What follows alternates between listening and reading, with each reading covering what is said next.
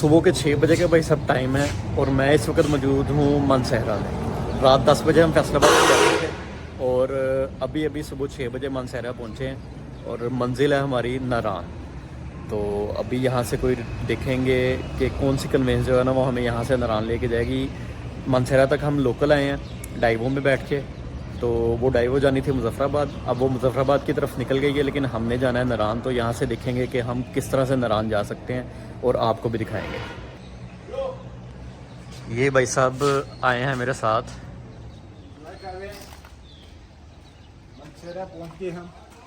Life में first time मैं अपने बचपन के दोस्त के साथ टूर पे जा रहा हूँ, नहीं तो हमेशा कोलीग्स के साथ और इर्द गिर्द के दोस्तों के साथ ही गए हैं। आज फर्स्ट टाइम जो है ना मेरा बचपन का दोस्त मेरे साथ है और अकेला सिर्फ मैं और ये ही जा रहे हैं।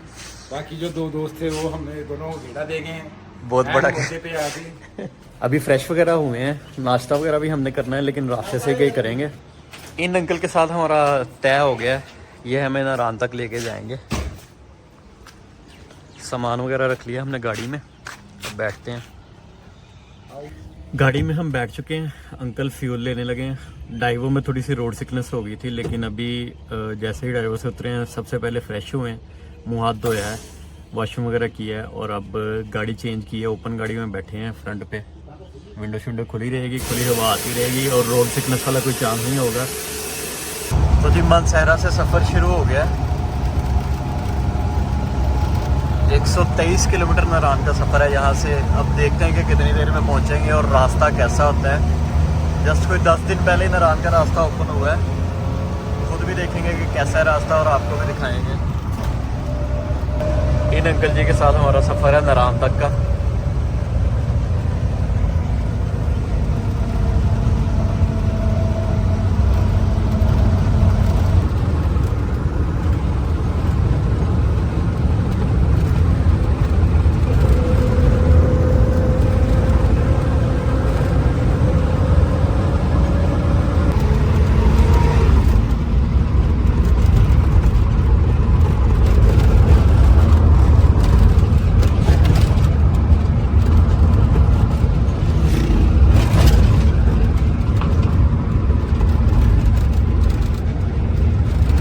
तो जी नाश्ता वगैरह हो गया है।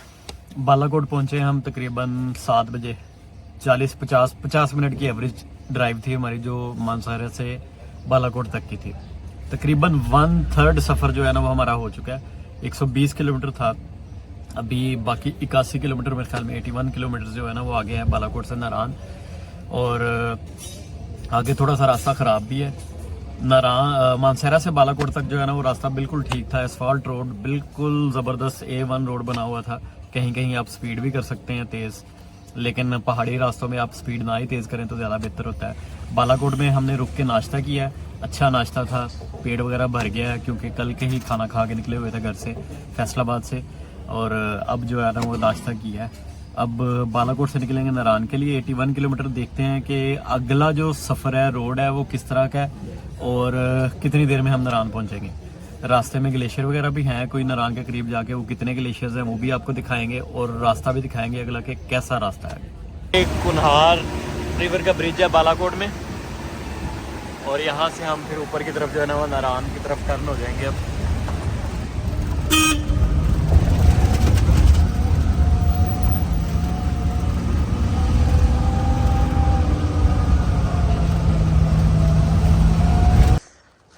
भाई साहब कि वाई के आसपास हैं हम कहीं और एक और छोटी सी ब्रेक ली है।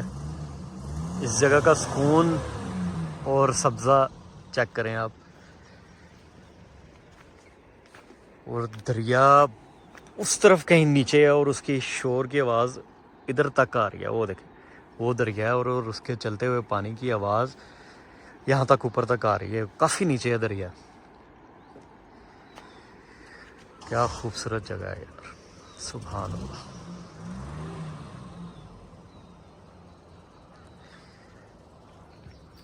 अंकल को गाड़ी में कोई प्रॉब्लम फील हुई थी तो उन्होंने रोक के साइड पे चेक कर रहे हैं, कोई आवाज़ आ रही थी गाड़ी में से, तो बेहतर यही होता है कि फौरी तौर पे चेक कर लिया जाए कि आवाज़ किस तरह की है, कोई प्रॉब्लम तो नहीं है, क्योंकि रास्ता भी पहाड़ी रास्ता है तो एहतियात से काम लेना चाहिए।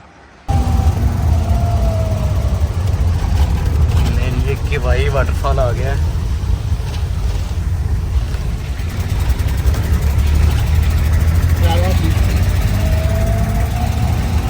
किवाई का छोटा सा बाजार है।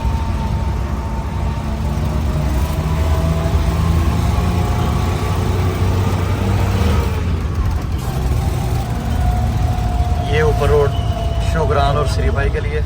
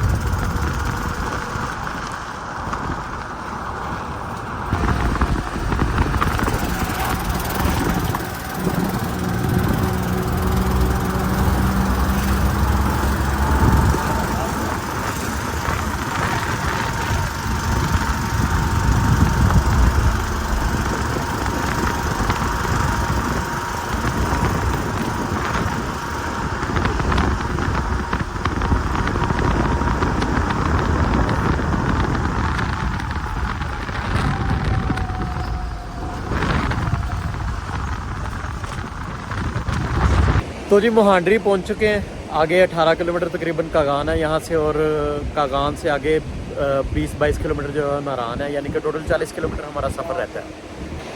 अंकल की गाड़ी से जो आवाज़ आ रही थी, अंकल कह रहे थे कि मैं यहाँ मैकेनिक से चेक करवा लेता हूँ कि कौन सी आवाज़ आ रही है, ताकि उसकी भी तसल्ली हो जाए और फिर आगे चलेंगे। वो गाड़ी चेक करवा रहे थे, तो हम जो है ना वो नीचे थोड़ा सा चिल करने के लिए दरिया के पास आ रहे हैं। यहाँ से आप देख सकते हैं कि दरिया कितनी तेज़ी से बह रहा है। आधा इधर से गुज़र रहा है और आधा जो है वो आगे से गुज़र रहा है। दरमियान में काफ़ी बड़े बड़े पत्थर हैं, बहुत ही बड़े बड़े पत्थर हैं जो कि पड़े हुए हैं दरमियान में। और इधर दरिया जो है ना वो बह रहा है अपनी आबोताब के साथ। जब वो पुल आ गया है जो लास्ट ईयर गिर गया था, ये गिरा था बारिश के दिनों में।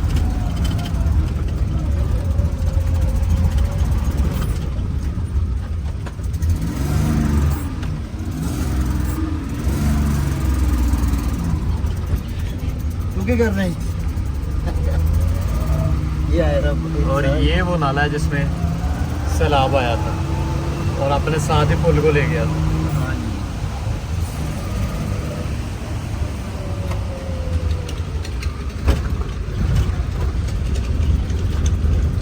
मोहांडरी बाजार।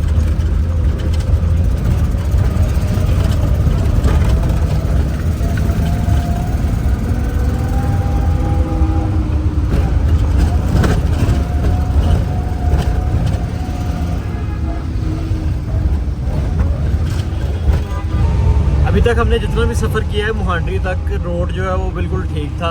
बीच बीच में कुछ छोटे मोटे पैचेस आते हैं, कुछ फिट के, लेकिन ऐसे नहीं है जो डिस्टर्बेंस करें। अंकल बता रहे हैं कि आगे मोहांडरी से कागान तक टोटल 18 किलोमीटर मेरे ख्याल में बाकी है सफ़र, जो साइन बोर्ड लगा हुआ था उसके मुताबिक। तो मोहांडरी से कागान तक अंकल बता रहे हैं कि थोड़ा रोड जो है ना वो ख़राब है, आगे जो है ना वो टाइम हमें ज़्यादा लगेगा।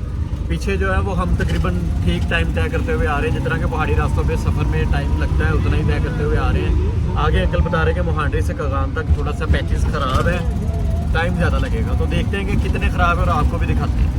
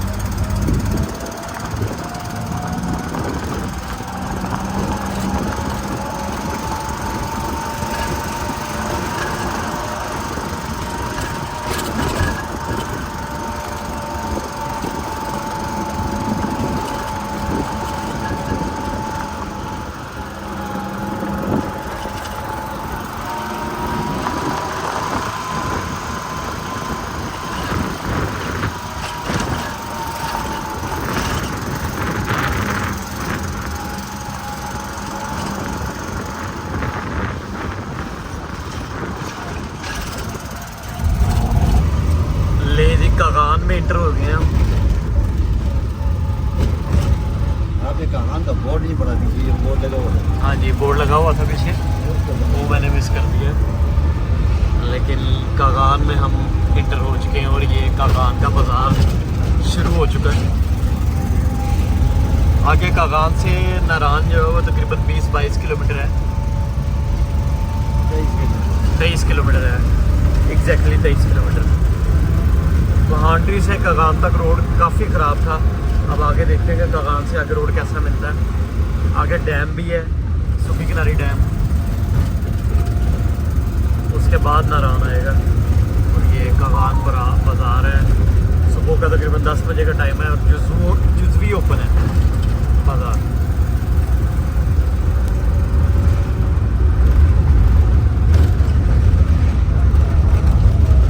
ये गाड़ियाँ वाड़ियाँ खड़ी हैं वापस जाने के लिए भी। खड़ी क्या है?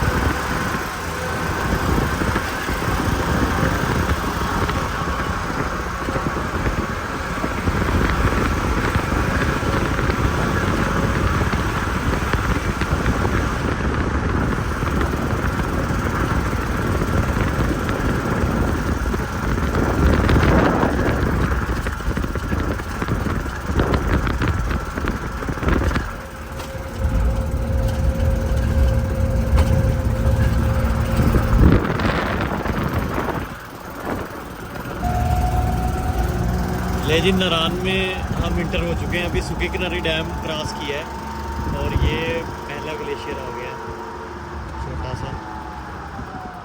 बहुत बड़ा था यार, सर 10 दिन के अंदर उतना ही जाता बोले ना ये था बड़ा जंगल से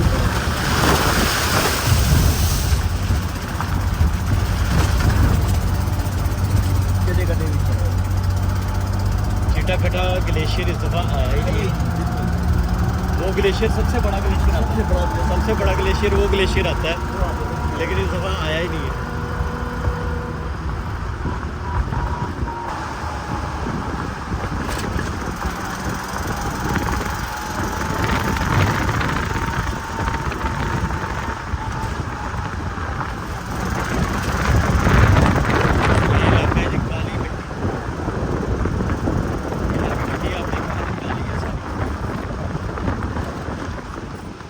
इसका रीज़न क्या है, लेकिन मिट्टी काली है।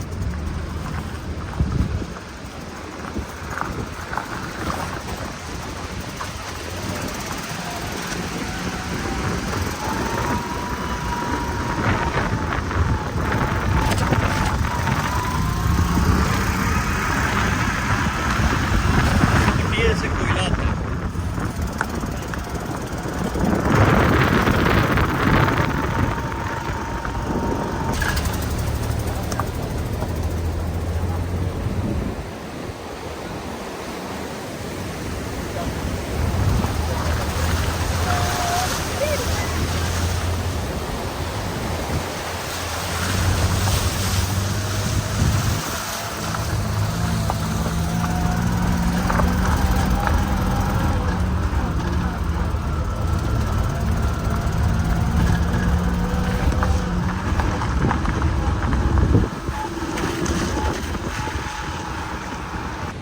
नारान से जस्ट पहले बटल में हमने एक और ब्रेक ली है, छोटी सी वॉशरूम ब्रेक, और वॉशरूम करके फ्रेश होके फिर दोबारा आगे नारान की तरफ निकलेंगे।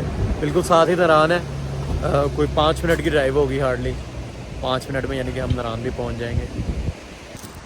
ये एक छोटा सा ट्राउट फार्म है और इसकी बैकग्राउंड पे आप ये चोटी चेक करें। सुभान अल्लाह, सुभान। पानी जो नाला जो है इसी चोटी का पानी आ रहा है आई थिंक, ये आप देख सकते हैं। कितना तेज़ पानी आ रहा है और दरिया कुनहार में जा रहा है इसका पानी। क्या खूबसूरत चोटी है जी, सुभान अल्लाह।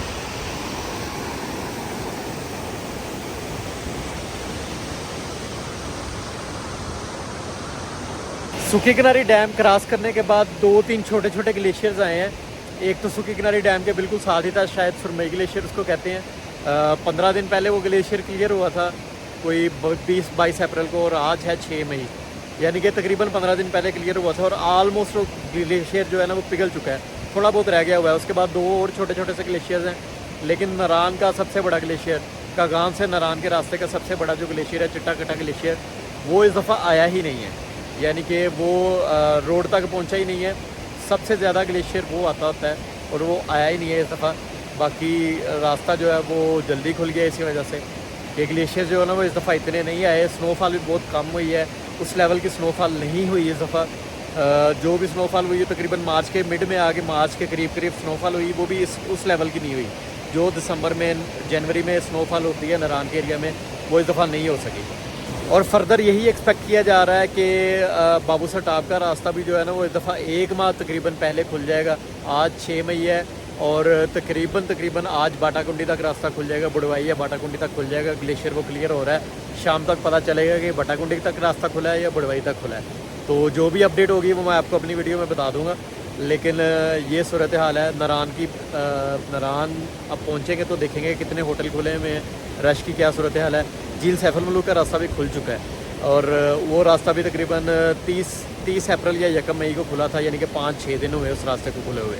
और जो बाबूसर टाप का रास्ता है वो यही उम्मीद की जा रही है कि 15 मई के आसपास जो है ना वो बाबूसर टाप का रास्ता खुल जाएगा। ले जी, ये नारान से पहले आखिरी ग्लेशियर है, नारान का ग्लेशियर है, गोरियां ग्लेशियर।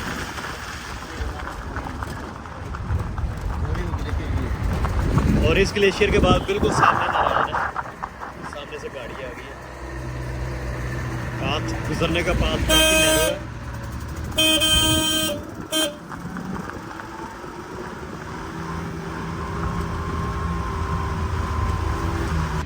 तो जी नारायण पहुंच चुके हैं हम। मेरे सामने जो है वो बिल्कुल नारायण का व्यू है और मैं इस वक्त जो है वो गोरियां ग्लेशियर के पास खड़ा हूँ, जो कि नारायण से पहले आखिरी ग्लेशियर है। नारायण का ग्लेशियर भी इसको कहते हैं, गोरिया ग्लेशियर। काफ़ी बड़ा ये ग्लेशियर, अब तक पीछे जितने भी ग्लेशियर्स गुजर के गए हैं उनमें से सबसे बड़ा मुझे यही लग रहा है। आगे इससे बड़ा ग्लेशियर हो तो कुछ कह नहीं सकते, क्योंकि आगे अभी मैं गया नहीं हूँ और ना ही अभी मैं नारायण में इंटर हुआ हूँ। और ये आप गोरिया ग्लेशियर देख सकते हैं, ये देखिए, ये आगे की तरफ है गोरिया ग्लेशियर और इधर पीछे भी है। और ये वो जगह जहाँ से ये ग्लेशियर आया हुआ है और हमारे सामने बिल्कुल है जी नारायण। 6 साल बाद मैं नारायण में दोबारा इंटर हो रहा हूँ और पहले व्यू में ही काफ़ी चेंज नज़र आ गया है। बाकी अंदर जाके देखेंगे कि और मज़ीद कितना चेंज है। एक ग्लेशियर वो भी एक छोटा सा नज़र आ रहा है, लेकिन वो बाज़ार से पिछली साइड पे है। बाज़ार जो वो इस तरफ है। अभी चलेंगे नारायण बाज़ार में और जाके वहाँ की सूरत हाल देखते हैं कि रश कितना है। और होटल्स सारे खुल गए होंगे अब आलमोस्ट, क्योंकि 15 दिन हो गए हैं आलमोस्ट नारायण को खुले हुए। आ जाइए